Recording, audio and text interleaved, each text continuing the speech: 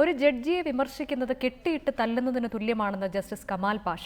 ജഡ്ജിയെ വിമർശിക്കുമ്പോൾ മറുപടി പറയാൻ അറിയാഞ്ഞിട്ടല്ല, ആരുടെയും സ്നേഹം സമ്പാദിക്കാൻ കേസുകൾ ഒഴിവാക്കാറില്ല. ഇക്കാര്യത്തിൽ ആരെയും ഭയക്കുന്നില്ല. ജഡ്ജിമാരും മനുഷ്യരാണ്. മുഖ്യമന്ത്രി കൂടി ഉണ്ടായിരുന്ന വേദിയിലായിരുന്നു കമാൽ പാഷയുടെ പരാമർശം. ജസ്റ്റിസ് കൃഷ്ണയ്യർ അനുസ്മരണമായിരുന്നു ചടങ്ങ്. നീതിന്യായ രംഗത്ത് കൃഷ്ണയ്യരുടെ സംഭാവനകൾ പങ്കുവച്ച ശേഷം വിമർശനങ്ങൾക്ക് ജസ്റ്റിസ് കമാൽ പാഷയുടെ മറുപടി. പേഴ്സണൽ അറ്റാക്ക് വരുമ്പോൾ I am also a human being. If you prick me I will bleed.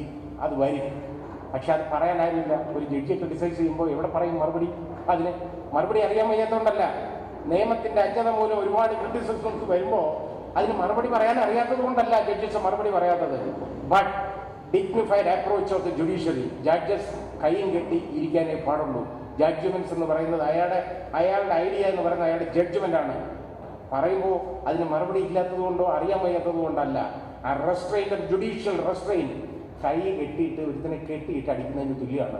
ആരുടെയും സ്നേഹം സമ്പാദിക്കാൻ കേസുകൾ ഒഴിവാക്കാറില്ല. അത്തരത്തിൽ ഒഴിവാക്കുന്നത് നിയമവിരുദ്ധമാണ്. ആരെയും നോക്കണ്ട, ആരുടെയും സ്നേഹം സമ്പാദിക്കാനോ ഒന്നുമല്ല. Without fear or favour, affection or will. അതാണ്.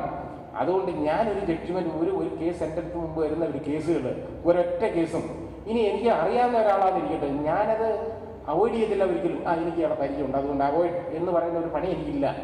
അവോയ്ഡ് അതെന്താ കാര്യം? ഞാൻ വിചാരിക്കുന്നു ഞാൻ എടുക്കുന്ന സത്യപ്രതിജ്ഞയ്ക്ക് എഗൻസ്റ്റ് ആണ്.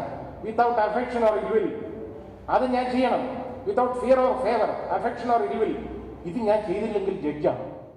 ജസ്റ്റിസ് കമാൽ പാഷയുടെ പ്രസംഗം തീർന്നതിന് തൊട്ടു പിന്നാലെ മുഖ്യമന്ത്രി വേദി വിടുകയും ചെയ്തു. റിപ്പോർട്ടർ, കൊച്ചി.